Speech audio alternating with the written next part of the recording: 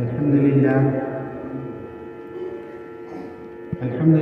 نحمده ونستعينه ونستغفره ونؤمن به ونتوكل عليه ونعوذ بالله من شرور أنفسنا ومن سيئات أعمالنا ومن يهده الله فلا مضل له ومن يضلله فلا هادي له ونشهد أن لا إله إلا الله وحده لا شريك له ولا نظير له ولا مشير له ولا معين له ونشهد أن سيدنا وسندنا وحبيبنا ومولانا محمدا عبده ورسوله صلى الله عليه وعلى آله وصحبه أجمعين أما بعد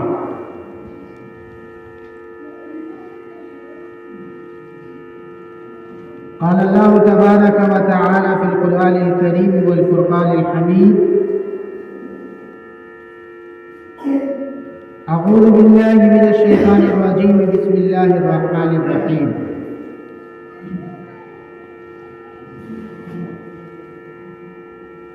والعصر إن الإنسان لفي خسر إلا الذين آمنوا وعملوا الصالحات وتواصوا بالحق وتواصوا بالصبر صدق الله مولانا العظيم وصدق رسوله النبي الكريم ونحن على ذلك لمن الشاهدين والشاكرين والحمد لله رب العالمين.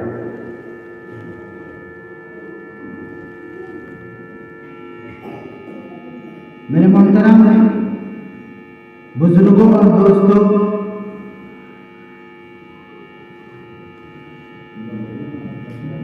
اللہ تبارک و تعالی نے ہم سب کو جو دین عطا فرمایا ہے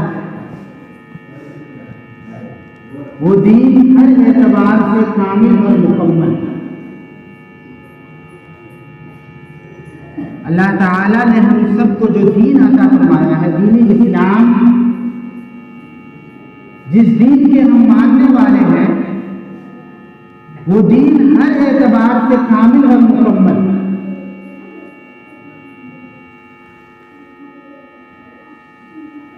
اللہ تبارک و تعالی نے قرآن کریم میں ارشاد فرمایا، اليوم اکملت لکم دینکم واتممت علیکم نعمتی ورضیت لکم الاسلام دینا۔ جب اللہ کے نبی صلی اللہ علیہ وسلم کا اس دنیا کے اندر آخری سال تھا اور آپ صلی اللہ علیہ وسلم حج کرنے کے لیے تشریف لے گئے، تو اللہ تبارک و تعالی نے اس آیت کریمہ کو نازل فرمایا کہ آج ہم نے تمہارے دین کو مکمل کر دیا۔ اليوم اکملت لکم دینکم، آج ہم نے تمہارے دین کو مکمل کر دیا۔ واتممت علیکم نعمتی، اور میں نے تمہارے اوپر اپنی نعمتوں کو مکمل کر دیا، پورا کر دیا،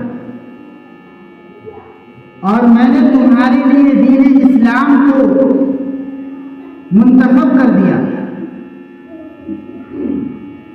23 سال کے طویل عرصے میں اللہ تبارک و تعالی نے اس دین اسلام کو مکمل کر دیا، 23 سال کے طویل عرصے میں۔ اور اللہ تعالی نے قرآن کریم کی آیت نازل فرمائی، اليوم اکملت لکم دینکم اليوم اکملت لکم دینکم واتممت علیکم نعمتی ورضیت لکم الاسلام دینا، کہ ہم نے آج تمہارے دین کو مکمل کر دیا اور تم پر اپنی نعمتیں مکمل کر دی اور تمہارے لیے دین اسلام کو پسند کر دیا، منتخب کر دیا۔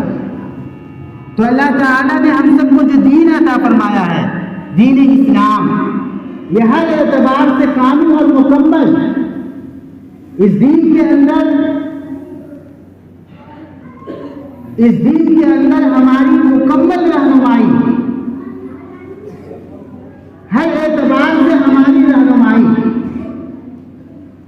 اس دین کے اندر جہاں میاں بیوی کے حقوق بیان کیے گئے، جہاں ماں باپ کے حقوق بیان کیے گئے کہ ماں باپ کے کیا حقوق ہیں اولاد پر، وہیں یہ بھی بیان کیا گیا کہ ماں باپ پر اولاد کے کیا حقوق۔ آج ماں باپ کو اپنی اولاد کے حقوق بھی تو تلاش ہوتی ہے۔ آج ماں باپ اپنے اولاد سے حقوق کا مطالبہ تو کرتے ہیں کہ میری اولاد میرے حقوق کو ادا کرے، میری بات کو مانے، میری اطاعت اور فرما برداری کرے اور میرے ساتھ نرم لہجہ اختیار کرے۔ ہر ماں باپ کی یہ خواہش ہے، ہر ماں باپ کی یہ تمنا ہے، ہر ماں باپ یہ چاہتے ہیں کہ میری اولاد میرے ساتھ اطاعت و فرما برداری کرے، میری اولاد جو ہے وہ میری بات مانے، میرے حقوق کو ادا کرے۔ ہر ماں باپ کو اپنے حقوق کے تئیں فکر ہے کہ میری اولاد میرے حقوق ادا کرے۔ لیکن میرے محترم بزرگ اور دوستو، جس دین کے ہم ماننے والے ہیں، جس اسلام کے ہم ماننے والے ہیں، اس اسلام کے اندر جہاں ماں باپ کے حقوق کو بیان کیا گیا ہے، وہی اولاد کے حقوق کو بھی بیان کیا ہے۔ اسلام کے علاوہ کسی اور مذہب کے اندر، اسلام کے علاوہ کسی اور مذہب کا اگر آپ مطالعہ کریں گے تو آپ کو ماں باپ کے حقوق تو کہیں مل جائیں گے کہ ماں باپ کے کیا حقوق ہیں، لیکن ماں باپ پر، والدین پر اولاد کے کیا حقوق ہیں، یہ چیز آپ کو کہیں نہیں ملے گی، کسی مذہب میں نہیں۔ لیکن اسلام میں ماں باپ کے اوپر اولاد کے کیا حقوق ہیں، اولاد کا کیا حق ہے ماں باپ کے اوپر، اس حق کو بھی بیان کیا۔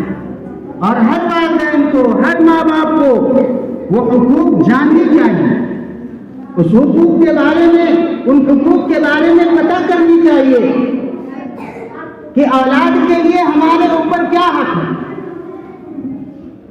میرے محترم بزرگوں اور دوستو، حضرت عمر رضی اللہ عنہ کا زمانہ، حضرت عمر رضی اللہ عنہ کا زمانہ ہے۔ حضرت عمر رضی اللہ عنہ کے زمانے میں ایک شخص آیا اور آ کر کے عرض کیا، شکایت کیا حضرت عمر رضی اللہ عنہ سے کہ میرا لڑکا میرا حق ادا نہیں کرتا، میرا بیٹا جو ہے وہ میرا حق ادا نہیں کرتا۔ تو حضرت عمر رضی اللہ عنہ نے اس کے بیٹے کو بلایا کہ تم اپنے بیٹے کو بلا کر کے لاؤ۔ اس کا بیٹا جب آیا تو اس کے بیٹے نے حضرت عمر رضی اللہ عنہ سے بڑے ادب سے یہ پوچھا کہ امیر المومنین، اولاد پر ماں باپ کے تو حقوق ہیں، لیکن کیا ماں باپ پر بھی اولاد کے حقوق ہیں؟ ماں باپ پر اولاد کے کچھ حقوق ہیں کہ نہیں ہیں؟ اس کے بیٹے نے سوال کیا امیر المومنین حضرت عمر رضی اللہ عنہ۔ تو حضرت عمر رضی اللہ عنہ نے جواب دیا کہ ہاں، والدین پر بھی اولاد کے حقوق ہیں، اولاد کے حقوق والدین پر ہے۔ کیا حق ہے امیر المومنین، کیا حق ہے ذرا بتا دیں۔ تو امیر المومنین حضرت عمر رضی اللہ عنہ نے کہا کہ سب سے پہلا حق یہ ہے، اولاد کا سب سے پہلا حق والدین پر یہ ہے کہ اس کی والدہ اپنے بچوں کی ماں کا انتخاب جو ہے وہ انتخاب اس کا صحیح ہے۔ اپنے بچوں کے لیے جو ماں کا وہ انتخاب کر رہا ہے، اس انتخاب میں وہ دینداری کو ملحوظ رکھے اور نیک صفت اور اچھی عورت کا انتخاب کرے، کیونکہ جو عورت سے وہ شادی کر رہا ہے وہی عورت اس کی اولاد کی ماں بننے والی۔ تو اولاد کا ایک حق اور سب سے پہلا حق یہ ہے کہ وہ جس عورت سے شادی کر رہا ہے جو اس کی اولاد کی ماں بننے والی ہے، وہ عورت جو ہے وہ نیک صفت ہو، اچھی عادت والی ہو. ہم لوگ یہیں سے گڑبڑ کر دیتے ہیں. ہم لوگ جو اپنے بچوں کی شادی کرتے ہیں یا اپنی شادی کرتے ہیں تو عورت کے انتخاب میں، لڑکی کے انتخاب میں ہم غلطی کرتے ہیں. عورت کے انتخاب میں اور اس لڑکی کے انتخاب میں ہم غلطی کرتے ہیں. اللہ کے نبی صلی اللہ علیہ وسلم نے فرمایا کہ تنکح المرأة لأربع،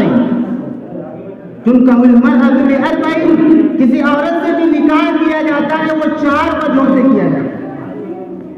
لجمالها، اس کی خوبصورتی کی بنیاد پر، ولمالها، اور اس کے مال کی بنیاد پر، ولحسبها، اور ان کے حسب اور نسب کی بنیاد، ولدینها، اور اس کے دین کی بنیاد، دینداری کی بنیاد. فاصبر بذات الدین تربت یداک. اللہ کے نبی صلی اللہ علیہ وسلم نے فرمایا کہ دینداری کو ترجیح دو، تم فائدے میں رہو گے. تو میرے محترم بزرگوں اور دوستوں، اپنی اولاد کا ہمارے اوپر سب سے پہلا حق یہ ہے کہ جب ہم شادی کریں تو اپنی بیوی کے انتخاب میں اس بات کو ملحوظ رکھیں کہ وہ دیندار ہو، وہ نیک صفت ہو، وہ اچھی صفات والی.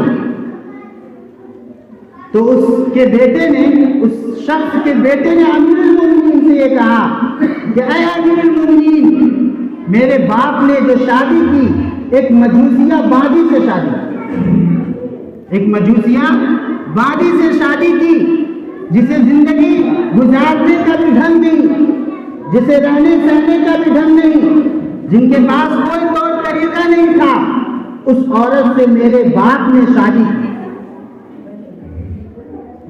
تو سب سے پہلا حق جو تھا اولاد کا کہ اس کی ماں کے انتخاب میں اچھی صفات کا لحاظ رکھا جائے، نیک سیرت اور نیک سیرت کا لحاظ رکھا جائے، پاک دامنی کا لحاظ رکھا جائے.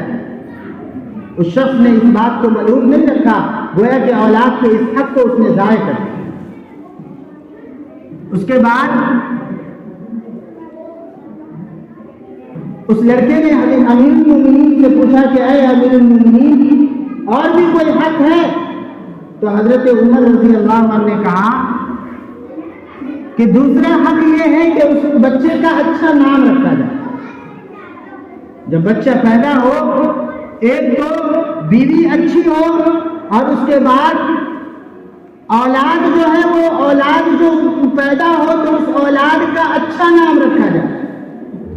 آج ہم لوگ نام رکھنے میں تو بہت سارے لوگوں سے پوچھتے ہیں، بہت سارے لوگوں سے مشورہ لیتے ہیں، بہت سارے لوگوں سے پوچھتے ہیں، لیکن نام جو رکھتے ہیں وہ ایسا نام رکھتے ہیں کہ جس نام کا کوئی معنی نہیں، کوئی مطلب نہیں، جس نام کا کوئی معنی اور مطلب نہیں، اور ایسے نام کا انتخاب کرتے ہیں جو ہمارے گاؤں اور معاشرے میں اور ہمارے خاندان میں، بلکہ ہمارے علاقے میں، بلکہ پورے ملک میں وہ نام کسی کا نام. سوچنے کی بات ہے کہ آدم علیہ السلام سے لے کر کے اب تک دنیا قائم ہے اور قیامت تک دنیا قائم رہے گی. لاکھوں کروڑوں لوگ اس دنیا کے اندر آئے اور اللہ تعالیٰ نے ہر ایک کو اولاد کی نعمتیں عطا فرمائی، ہر ایک نے اپنی اولاد کا نام رکھا. اب بتائیے کوئی نیا نام کہاں سے آ سکتا ہے؟ انہی ناموں میں سے کسی اچھے نام کا انتخاب کرنا پڑے گا اور اپنی اولاد کا وہی نام رکھنا پڑے گا.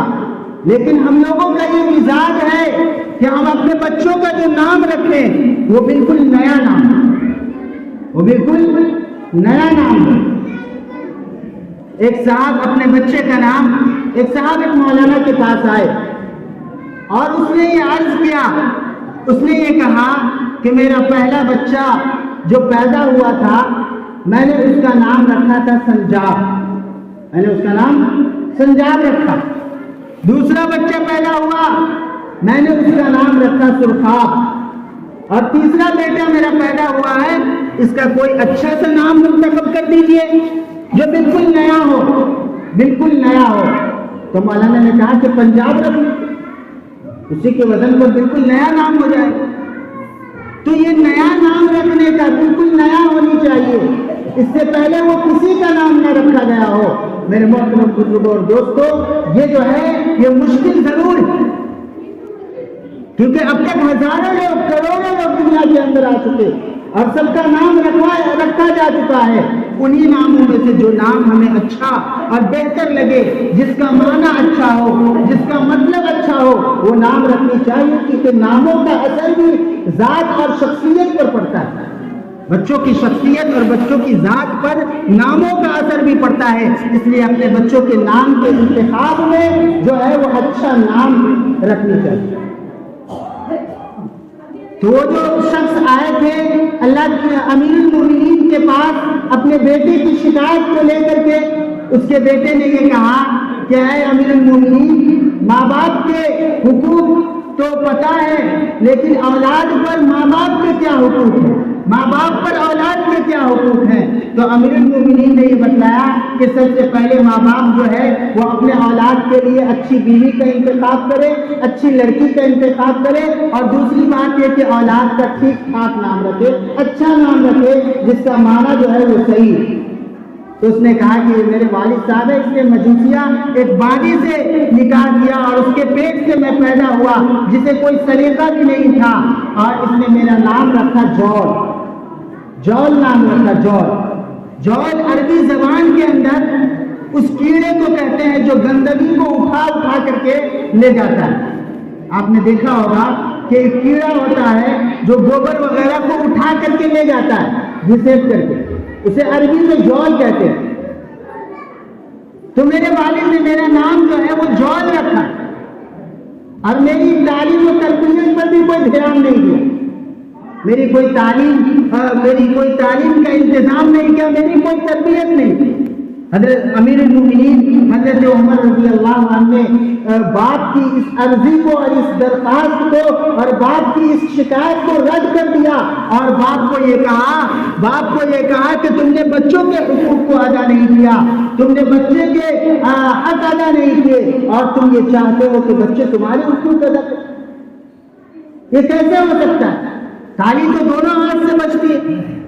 آپ بچوں کے حقوق کو ادا کریں گے تب تو بچے آپ کے حقوق کو ادا کریں گے، لیکن آپ بچوں کے حقوق کو ادا نہیں کرتے اور یہ چاہتے ہیں کہ میرے بچے جو ہے میرے حقوق ادا کریں، میری بات مانے، میری اطاعت اور میری فرما برداری کرے، اور میرے سامنے جو ہے وہ نرم لہجہ اختیار کیے ہوئے رہے۔ یہ اسی وقت ممکن ہے جب آپ اپنے بچوں کے حقوق بھی ادا کریں۔